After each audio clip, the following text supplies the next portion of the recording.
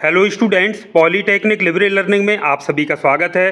तो dear students, BT UP के अंतर्गत मैकेनिकल इंजीनियरिंग आरएसी स्पेशलाइजेशन में 6 सेमेस्टर में एक सब्जेक्ट है refrigeration plant erection and servicing. तो आज हम इसका सिलेबस देखेंगे, कितने इसमें चैप्टर्स हैं और उन्हीं चैप्टर्स के अनुसार एग्जाम में आपसे प्रश्न पूछे जाते हैं। तो हम पूरा इसके बारे में डिस्कस करेंगे। उसके बाद नेक्स्ट वीडियोज़ में जो प्रीवियस ईयर के क्वेश्चन पेपर्स हैं हम उनको देखेंगे और किस तरीके से क्वेश्चन आपसे पूछे जाते हैं, तैयारी आपको किस तरीके से करना है, इसके बारे में हम चर्चा करेंगे। तो आइए सबसे पहले हम पूरे चैप्टर्स पर एक नज़र डाल लेते हैं। आप देखिए डिटेल कंटेंट्स में सबसे पहला 1, 2, 3, 4 और ये 5, यानी टोटल 5 चैप्टर्स हैं। अब आप जो बुक से पढ़ रहे हैं तो हो सकता है उस बुक में 6 चैप्टर में दिया हो या 7 चैप्टर में। तो फिर से मैं आपसे बता रहा हूँ कि ये जो आपका सिलेबस है इसके अनुसार ही प्रश्न पत्र में प्रश्न पूछे जाते हैं।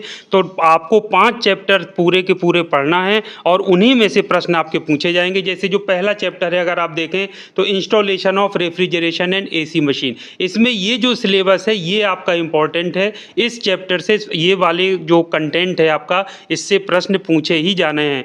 तो दूसरा आपका है जैसे इरेक्टिंग ऑफ रेफ्रिजरेशन प्लांट, इसका देखिए कंटेंट आपके सामने लिखा हुआ है, तो इससे भी प्रश्न आपके पूछे ही जाना है। तीसरा जो आपका है वो है ऑपरेशन एंड रूटीन मेंटेनेंस, इसका ये जो सिलेबस आप देखिए कंटेंट, ये इससे प्रश्न आने ही आने हैं।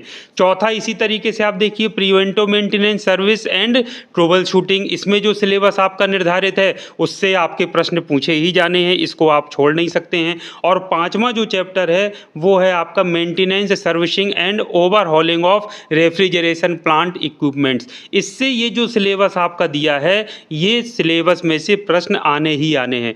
तो कोई भी चैप्टर यदि आप स्किप कर देते हैं, बिना पढ़े छोड़ देते हैं, तो उससे पूरे के पूरे मार्क्स आपके चले जाएंगे। आपको एक भी नंबर नहीं लिख पाएंगे क्योंकि आप उसको सॉल्व नहीं कर पाएंगे। इसलिए मैं आपसे फिर बता रहा हूं कि किसी भी बुक से आप पढ़ रहे हो, यदि उसमें 6, 7, 8 चैप्टर कितने भी दिए हो तो उससे आपको ध्यान नहीं देना है। आपको ये कंटेंट, पांचों चैप्टर, इनकी हेडिंग कि क्या है और इनका कंटेंट क्या है, उसको फोकस करना है। पढ़ाई आप कहीं से भी करिए, इंटरनेट से पढ़ लीजिए, चाहे बुक से, चाहे कोई बीटेक वाली इंग्लिश वाली बुक आप प्रेफर कर लीजिए, उससे कोई फ़र्क नहीं पड़ता।